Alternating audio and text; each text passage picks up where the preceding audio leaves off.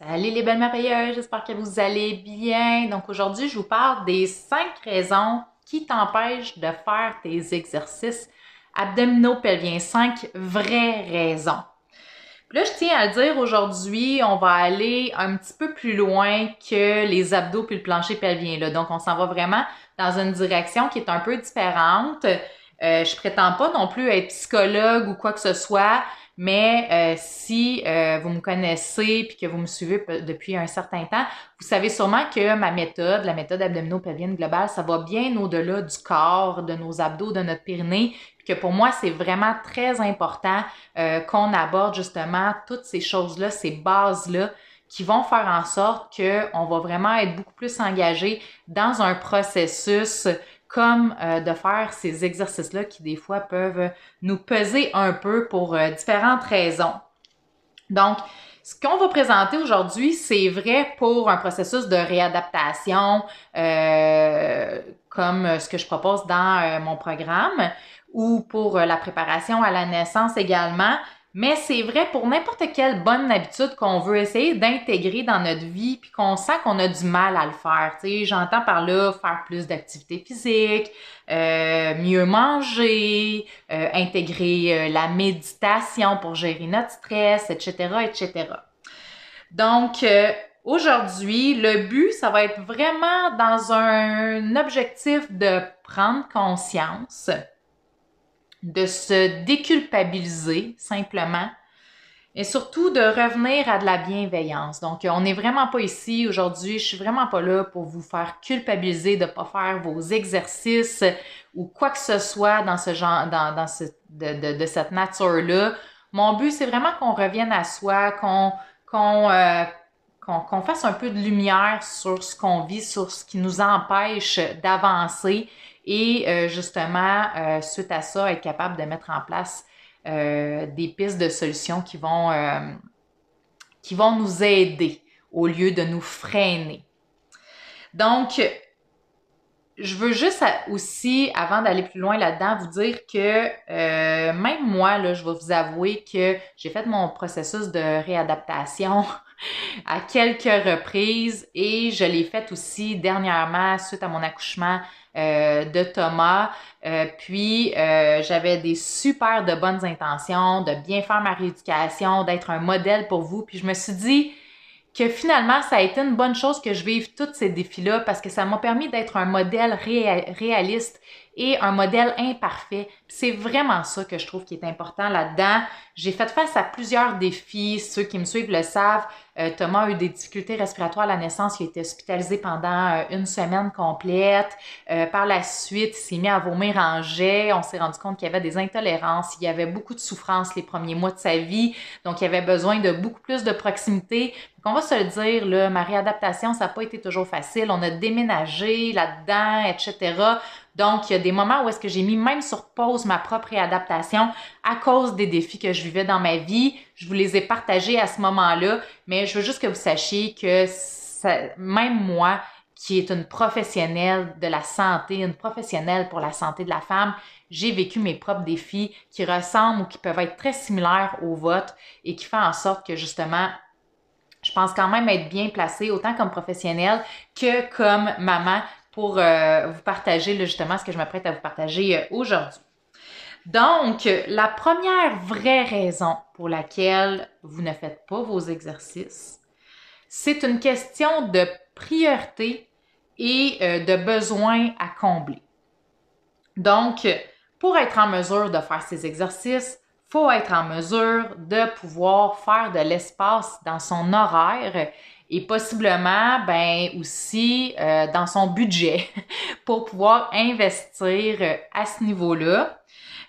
Puis, dans le fond, si vous ne trouvez pas la possibilité de faire de l'espace budgétaire ou de l'espace en temps dans votre horaire pour être en mesure de faire une réadaptation. Puis quand je parle de temps, c'est environ 30 minutes, 3 à 5 fois par semaine là, qu'on recommande.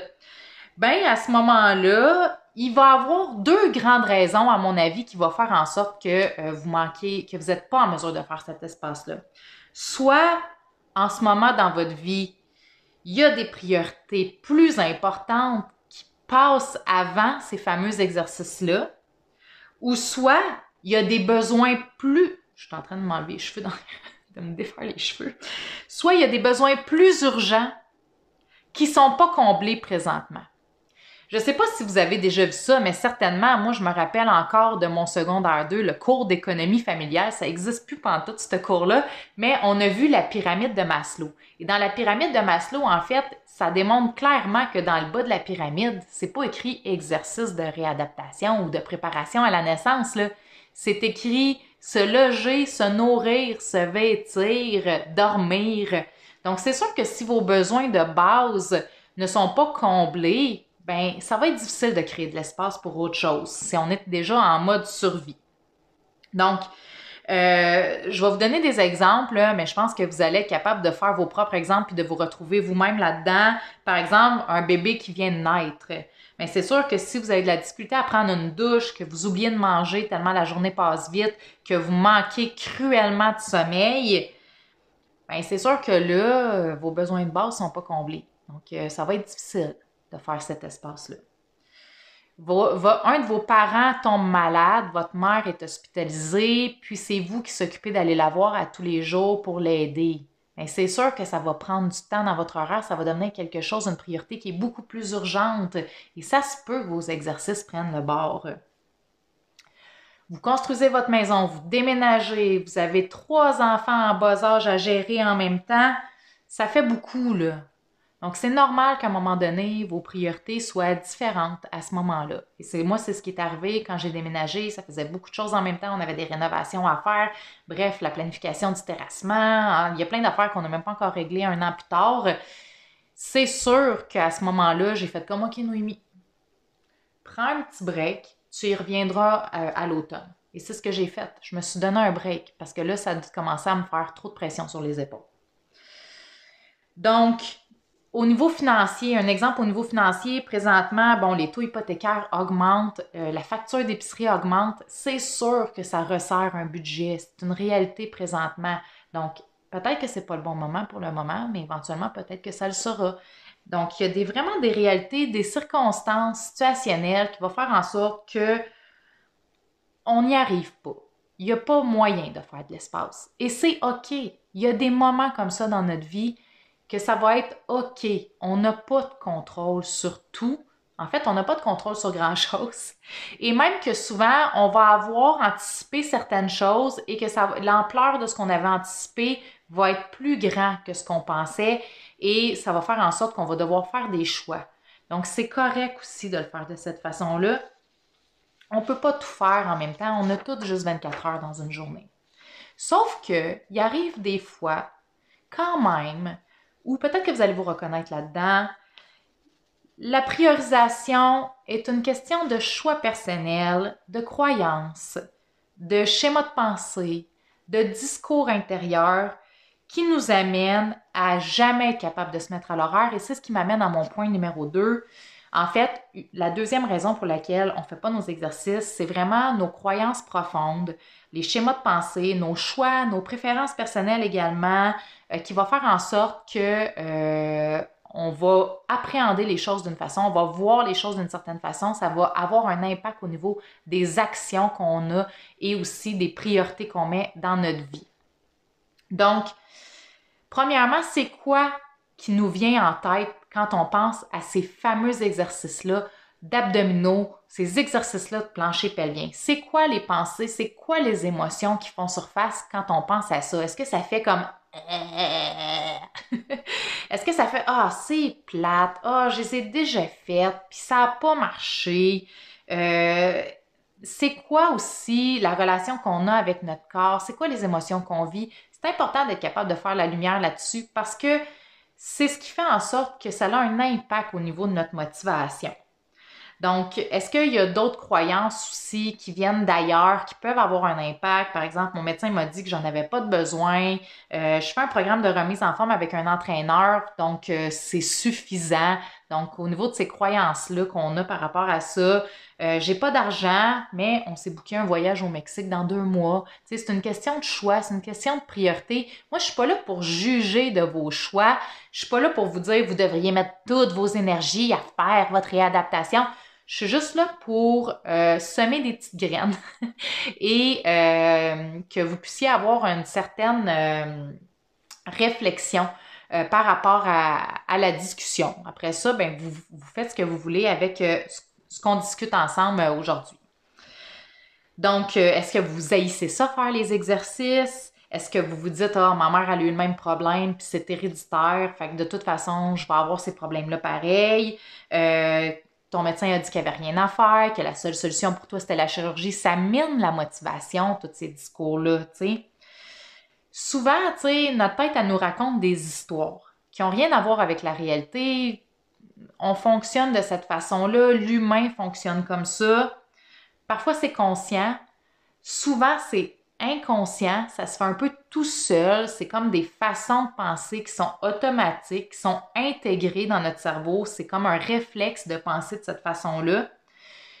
Et même que des fois, c'est comme ça, de ne pas penser à soi, de se mettre de côté, c'est de génération en génération, là, cette histoire-là. Là. C'est pas juste de nous que ça vient.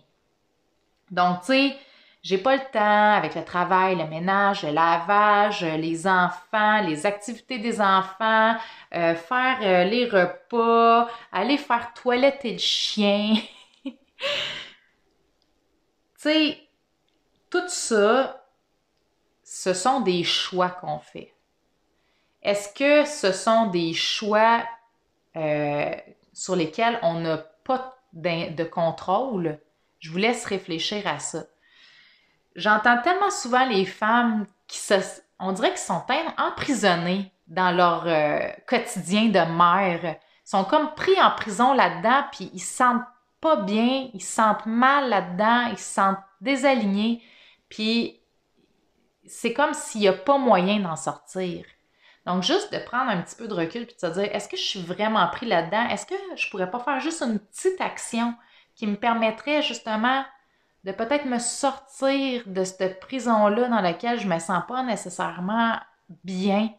Donc, tu sais, c'est dans les petites actions, les petits gestes, les réflexions que finalement, on va être capable d'aller dans la bonne direction puis de s'élever ensemble. Donc, c'est vraiment ça que je veux aujourd'hui qu'on réfléchisse ensemble. Aussi, de se demander, est-ce que j'ai un gain à rester pris là-dedans, à rester pris dans ce carcan-là où est-ce que je me sens pas bien, tu sais? Est-ce que j'ai un gain secondaire à ça? Parce que des fois, on se sent on fait un peu de victimisation, puis il y a une raison derrière ça. Il y a quelque chose qu'on va chercher là-dedans, mais il faut prendre le temps de s'asseoir avec soi-même, de se regarder un peu dans le blanc des yeux, puis d'être franc. Parce que des fois, on se ment à nous-mêmes comme humains, puis de faire ces quelques petites réflexions-là, ça nous aide. Bref, je vous laisse mijoter là-dessus. Mais il y a d'autres raisons aussi qui font en sorte qu'on se trouve des défaites pour pas faire des exercices. Le troisième, en fait, c'est vraiment le manque d'un niveau d'engagement dans le projet. Donc, un grand pourquoi qui n'est pas assez fort. Un pourquoi, là, ce que c'est, en fait, c'est la grande raison pour laquelle on fait quelque chose ou qu'on met quelque chose en place. Ça va avoir un impact direct sur les ressources qu'on va mobiliser pour passer à l'action, justement. Donc, plus notre pourquoi est fort, plus on va être motivé, même dans les moments les plus difficiles, parce qu'on va avoir un point de repère, on va avoir un phare qui nous dirige, qui nous aide à aller dans cette direction-là. Donc, un pourquoi, c'est vraiment quelque chose à laquelle on aspire, qui nous permet de nous élever en tant qu'humain. Ça peut être aussi une douleur ou un inconfort qui a vraiment un impact important sur notre vie, puis qu'on aimerait transcender pour justement avoir une vie qui est plus à l'image de ce qu'on a envie de vivre dans notre expérience sur Terre. Je vous donne des exemples, mais il y a autant de grands pourquoi que il y a de personnes sur la planète, là. Donc, il n'y en a pas des bons, il n'y en a pas des mauvais non plus. Donc, retournez faire des courses d'ultra-trail, jouer avec votre fille sur la trampoline, s'entraîner avec l'équipe de soccer de notre garçon de 8 ans. Ça peut être d'aller faire les chemins de Compostelle, faire un triathlon. Ça peut être un objectif sportif, mais ça peut être vraiment complètement autre chose. Mais il faut savoir que plus la valeur de notre pourquoi est important à nos yeux, à nous, plus on va s'y accrocher dans les moments même les plus difficiles, les plus challengeants. Ça n'a pas besoin d'être quelque chose de grandiose comme de monter le mont Everest, là. Ça peut être vraiment quelque chose qui est juste significatif pour nous, qu'on va être en mesure de vraiment mettre à la vue là, et y revenir régulièrement pour nous le rappeler. Ça, c'est important. Soit vous le mettez sur votre frigidaire, vous l'écrivez sur un tableau blanc comme j'ai derrière moi, vous le mettez sur un tableau à craie, vous faites des pop-up régulièrement dans votre agenda pour être capable de juste avoir des petits rappels des fois pour vous aider. Donc, avoir un grand pourquoi, c'est important. Mais avoir juste un grand pourquoi, ce ne sera pas suffisant parce que le chemin, des fois, il semble inatteignable ou ça semble hors de notre portée, cet objectif-là, au moment où est-ce qu'on est présentement. Donc, on a de la difficulté à s'imaginer avoir atteint cet objectif-là. Et c'est pour ça que ça mène à la quatrième raison pour laquelle on ne fait pas nos exercices. C'est qu'on n'a pas des objectifs ou une vision à suivre qui est claire. Donc, ça manque de clarté, tout ça. Donc, le pourquoi, comme je vous disais, c'est vraiment le phare.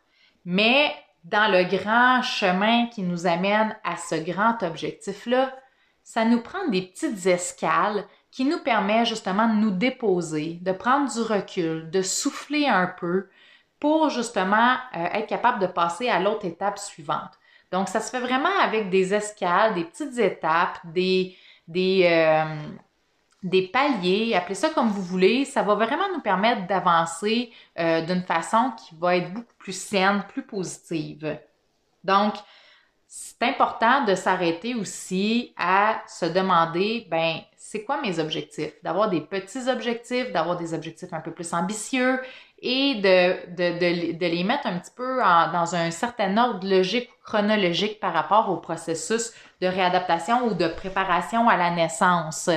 Donc, ça peut être en lien, par exemple, avec le programme de réadaptation. Si vous voyez que vous avez des défis, mais vous pouvez vous mettre un petit objectif par exemple, être capable de recruter votre transverse ou d'être en mesure de faire l'exercice de façon aussi fluide que moi, je le démontre dans l'exercice, par exemple. T'sais. Donc, ça peut être des petites choses comme ça qui, au fil du temps, vous êtes capable de voir une progression, même si la progression est minime. Donc, même moi, je me suis mis des petits objectifs comme ça à travers mon processus de réadaptation, mais aussi maintenant à travers mon processus de retour à la course parce que en ce moment, je retournais à la course, mais on va se le dire, c'est quand même assez lent comme progression. Donc, c'est important de se mettre des petits objectifs et d'être capable de noter cette progression-là pour être en mesure de vraiment rester accroché et de ne pas avoir envie d'abandonner. Ben, en fait, on peut avoir envie d'abandonner, mais de ne pas abandonner. Aussi, d'être en mesure de connaître le chemin, de juste avoir une vue d'ensemble du chemin à suivre pour se rendre, d'avoir un plan. Ça aide parce qu'on sait qu'est-ce qui s'en vient dans la prochaine étape puis l'autre d'après, puis ça nous permet de rester motivé puis d'avancer là-dedans. Il faut savoir que, tu sais, l'humain est un être qui est foncièrement paresseux. C'est pas juste toi, c'est pas juste moi, c'est pas juste nous. C'est l'humain qui fait comme ça depuis la nuit des temps. On a été mis sur Terre pour chercher des raccourcis, pour sauter des étapes, pour être en mesure de déployer le moins d'énergie possible en trouvant des solutions ingénieuses. Et c'est ce qui fait qu'on est des personnes, un être, une race aussi intelligente. Donc, ça fait partie de l'histoire de l'humanité. C'est comme ça qu'on a, dans notre quête incessante de déployer le moins d'énergie possible, qu'on a inventé, en fait, qu'on a découvert le feu, inventé la roue, l'écriture, l'automobile, toutes les technologies dans cette direction-là, finalement. Donc, c'est important d'être conscient justement de cette nature-là profonde. Ça nous a beaucoup servi et ça nous sert encore énormément, mais ça a aussi ses moins bons côtés. Et c'est important de savoir que tout n'est pas un raccourci et des fois, c'est pas payant d'essayer de sauter des étapes.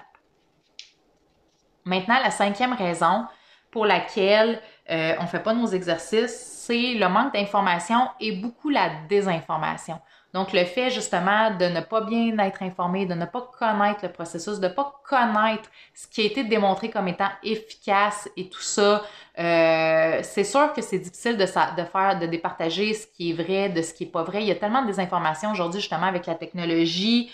Des fois, des informations qui peuvent être très contradictoires d'un professionnel à l'autre. Il y a des coachs experts aussi qui s'improvisent à travers ça. Donc, qui on doit croire, qui on doit pas croire. Des fois, on s'embarque dans un processus, comme par exemple le programme de réadaptation, et finalement, on se retrouve à plus être certain de ce qu'on fait parce que quelqu'un d'autre nous a dit autre chose. Bref, des fois, ça peut être un peu mélangeant. Il y a aussi des machines qui ont été inventées, qui tu sais, en fait, qui prétendent faire le travail à notre place, puis ça devient comme très, comment je pourrais dire, attirant d'aller vers ce type de choses-là, justement à cause de notre fameuse nature humaine qui est très paresseuse foncièrement. Il y a aussi même de mes collègues, tu sais, qui prétendent, par exemple, que voici la réponse qui explique pourquoi tu as ce problème-là, ou voici la solution qui va faire une différence. Il faut savoir que l'humain est un être complexe, qu'il y a beaucoup d'individualité entre les personnes. Donc, c'est dur de dire voici la chose qui explique tout ton problème. Moi, mon chum, il est un petit peu de même. Il est toujours en train d'essayer de chercher la cause, puis je sais qu'il n'est pas tout seul là-dedans. Il y en a beaucoup qui sont à cette quête-là d'expliquer la raison, mais c'est rare que c'est au singulier. Souvent, c'est au pluriel. Il y en a plusieurs. Il y en a qui s'intercalent. Et c'est important, justement, de comprendre que c'est pas comme ça qu'on va régler un problème de façon efficace. Il n'y en a pas de miracle qui va vous régler le problème d'un seul coup. C'est souvent plusieurs choses qui vont entrer en ligne de compte, dont justement ce qu'on parle aujourd'hui, être en mesure de mettre en place des outils, de s'arrêter, de prendre le temps de réfléchir justement à ce qui fait en sorte qu'on fait du surplace, qu'on abandonne ou qu'on a de la difficulté à garder notre motivation. Bref, il faut savoir que, tu sais, toutes ces raisons-là, ça se recoupe. Puis, tu sais, c'est sûr qu'on peut dire, ben là, le manque de temps, le manque d'argent, les problèmes de santé, les impondérables de la vie, tout ça, c'est vrai. C'est les raisons de surface qui font en sorte que on arrête de faire nos exercices ou qu'on ne va pas assez en profondeur là-dedans. Mais la vraie chose, c'est qu'en arrière de toutes ces raisons-là, il y a quelque chose d'un peu plus profond, un peu plus important d'aller creuser et déterrer pour vraiment être en mesure de trouver peut-être justement des solutions qui vont être un petit peu plus durables, de mieux comprendre notre mode de fonctionnement, de mieux comprendre aussi, de prendre conscience. Et quand on prend conscience, c'est beaucoup plus facile après ça d'apprendre à se connaître, de connaître nos défis, nos bons côtés, en fait, notre personnalité, nos caractéristiques propres, mais il n'y a pas de mauvaise façon d'être où il n'y a pas, tu sais, ah, moi, je suis pas disciplinée, ah, moi, je suis pas ci, moi, je suis pas ça, puis que c'est mauvais. Il y a une réalité qui fait en sorte que, oui, on a certains traits de personnalité et qu'il y a certains de ces traits-là qui vont nous amener peut-être plus de défis à travailler par rapport à ça. Mais ça ne veut pas dire que c'est mauvais, que c'est une mauvaise partie de vous qu'il faut que vous changiez absolument puis que vous transformiez. Pas nécessairement. Ça va peut-être se transformer au fil du temps, peut-être pas, mais ça fait partie de vous. Puis justement, d'être en mesure de s'aimer puis de s'accepter dans tout ce qu'on est, dans nos bons côtés et dans nos défis, bien, ça fait en sorte justement qu'on devient On devient vraiment beaucoup plus bienveillant envers soi, puis on développe une plus belle amour de soi, justement, à travers tout ça. Donc, j'espère que vous avez apprécié le contenu. Je sais que c'est un petit peu long, mais en même temps, tu sais, je trouve que c'est un sujet qui est vraiment important à aborder. Je trouve que c'est des bases sur lesquelles on ne prend pas le temps de se déposer, d'arrêter, qui font partie des fondations, puis qui font en sorte que, justement, ça va faire la différence après ça sur comment on va avancer à travers notre processus puis prendre soin de notre santé. Donc, pour ceux qui m'ont écouté jusqu'à la fin, je vous inviterai, si vous ne l'avez pas fait, à vous inscrire à ma chaîne YouTube si vous avez apprécié la vidéo. Et vous avez accès aussi à mes outils gratuits. Vous allez avoir un lien dans les cartes juste à la fin de la vidéo pour vous inscrire à mes outils gratuits. Et sur ce, je vous souhaite une belle fin de journée et à la prochaine. Salut!